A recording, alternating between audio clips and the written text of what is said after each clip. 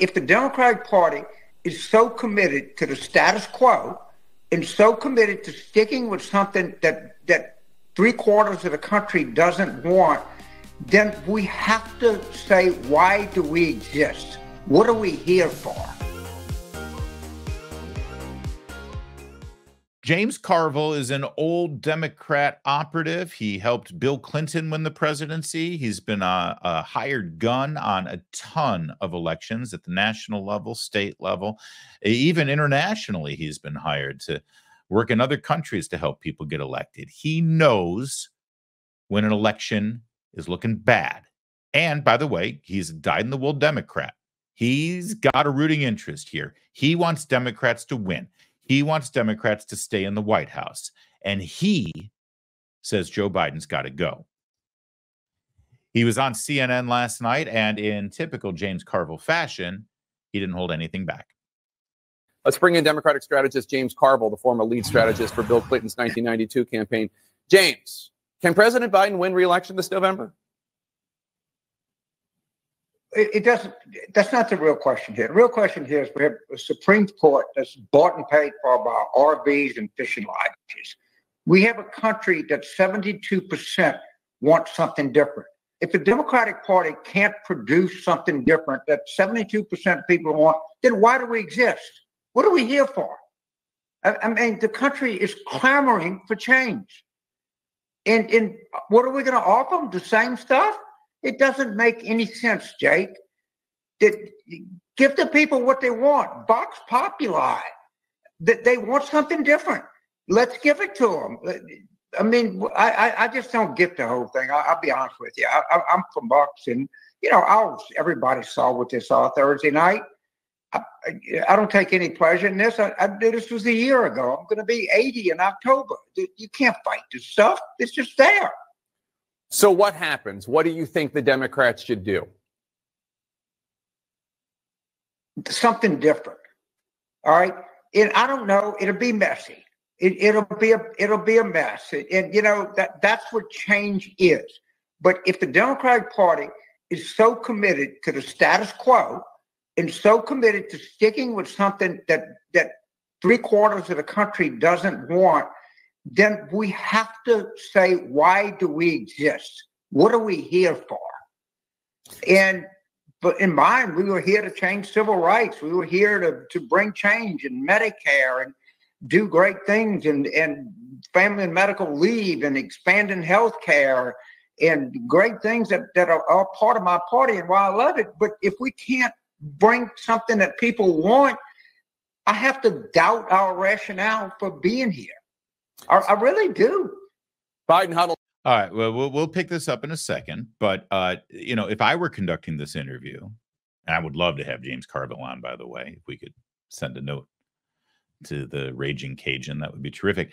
I would reply in a way that Jake Tapper would never dare reply, right?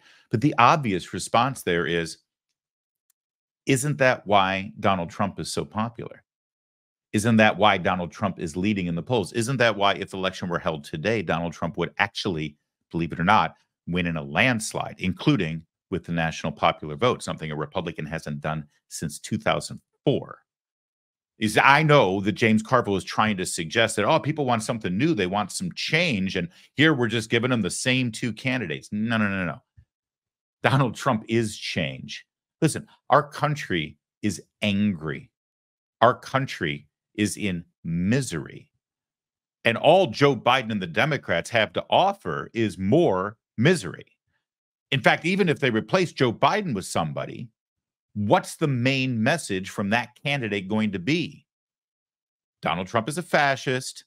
He's going to shred our Constitution and become a dictator. And therefore, all you people who are voting for the new Hitler, well, you're new Nazis. More division, more anger, more misery. If they change the subject from Trump, they'll talk about race and divide our country over systemic racism or DEI or any of the other things that has fueled the Democrats for the last, since Obama, really, because he fundamentally changed that party. Maybe if they start talking about international affairs and national security, they'll take the terrorist side in Israel over our ally. This is who they are, and this is what they represent. Defunding the police, no more jail time for criminals, which puts rapists and murderers on the streets, manifest into the crime that we see on a regular basis. Just look at Gavin Newsom's California.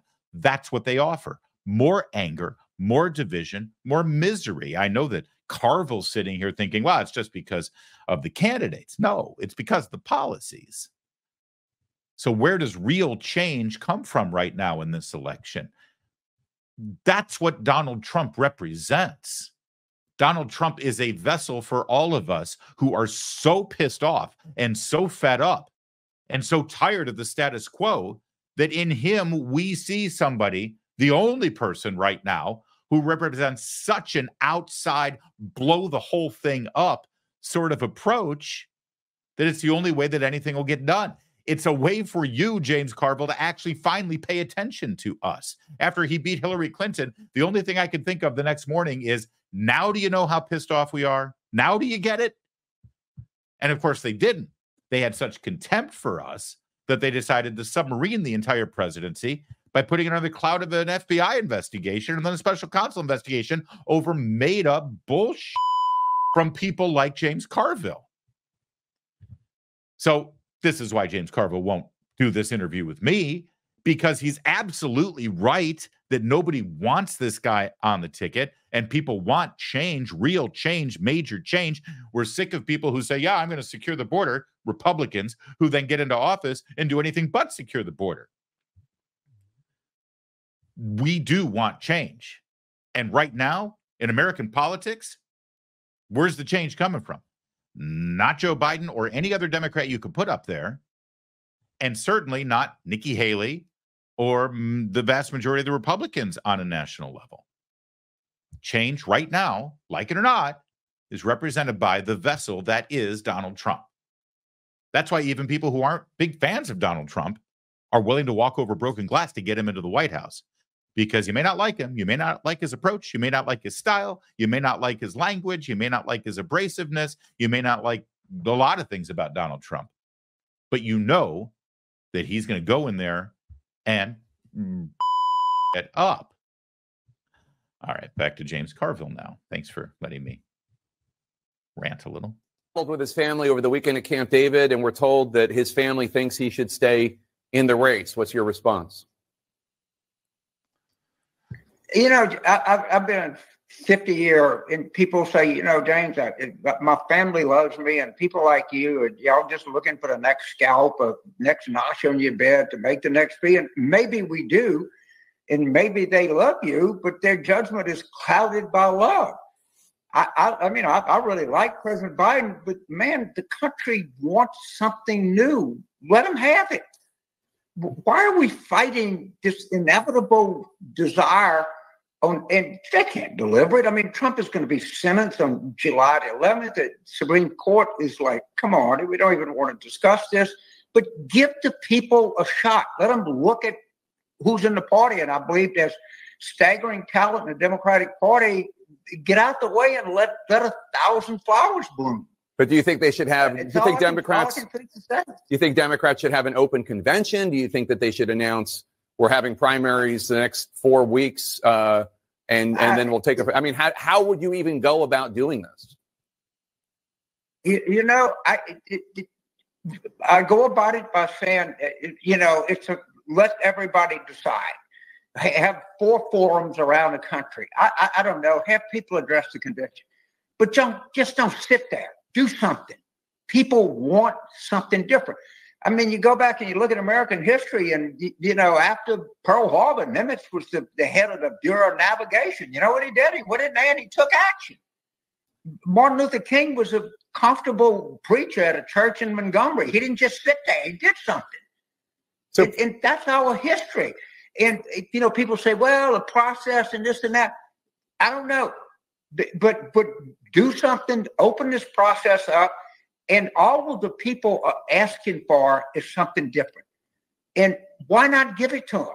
Why do we fight with them and argue whether he had a bad night or cold or the staff overworked him or all of the utter nonsense?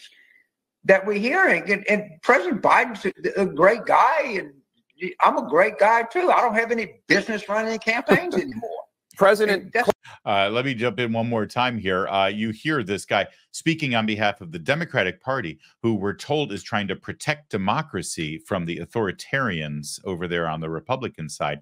And the only solution and the only way that we can protect democracy is to go to the convention and have, you know, a few hundred people, maybe even up to 1,000 people, decide who the candidate's going to be in November over the will of, well, the people who voted during the primary. Listen, he's not wrong. They're absolutely sunk in the water with Joe Biden. But the time for James Carville and other Democrats to step forward and say this was about a year ago, when they blocked Robert F. Kennedy Jr. off the ticket, where they decided they weren't going to have any debates. They weren't going to have an actual primary process. And they were just going to go ahead with Joe Biden, no questions asked, and no one's allowed to say a damn thing about it. The time to do this was back when they had a primary process, but they pretended they did primaries. They pretended that people voted for Joe Biden, even though they literally didn't have much of a choice otherwise. And now that they've got him as the people's choice within the Democratic Party after people voted because, you know, they're protecting democracy, they're now contemplating throwing him away and placing somebody else in there, like an oligarchy, sort of going into a star chamber and picking their person to save democracy. The only way we can save democracy is if we ignore the votes of the people, is what they're saying. Which, you know, I mean, they get away with it, of course. Who's going to call them on it other than me? A couple of others out there. But James Carville's not right. No, he's not wrong. I'm not, you know, but where the hell was he? Where the hell was he a year ago? Oh, well, we didn't know it was this bad. We all knew it was this bad. It's fantastic to watch. Go ahead, James. Bring us home. Clinton and President Clinton and President Obama have both given statements in support of President Biden. Is that how they really feel, do you think? You know, they have, I think, a reverential view of what ex-presidents should do. And I don't think it's their job to do that. I think it's their job to salute the flag, to salute the nominee. I don't expect them to get involved in this. What I expect is people are elected in office that have influence and have power to say, we're sitting here and letting this country deteriorate right in front of our very eyes. And the only hope for the United States of America is the Democratic Party. That's it. I hate to break the news to everybody, but the whole country is looking to us, and all they're asking for is something different. And let's give it to them. Who do you think would be strongest? Which Democrat do you think would be strongest? We've heard so many names: Governor Newsom in California, Governor Whitmer, Governor Shapiro in Pennsylvania, obviously Senator Warnock, Pete Buttigieg, Vice President Harris. Who do you think has the best chance of beating Trump? I just quickly, don't you love the fact that Kamala Harris is the last name on the list? They even go to Warnock and Buttigieg. Oh, and of course, I guess Kamala. I guess the person that is currently in the position to be one heartbeat away from the presidency. If God forbid Joe Biden dropped dead today, she would literally be president of the United States. I guess we should throw her a bone. I guess we should throw her name into the mix too. It's just so insulting and so fantastic. Okay. Yeah.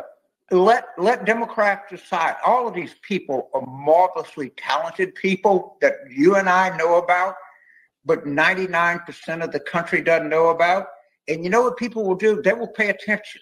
They will listen to what Senator Warnock has to say, or Governor Newsom, or Vice President Harris, or anybody else. I don't want to give names, but let them all go out and make their case. And I think the country is concerned enough, engaged enough.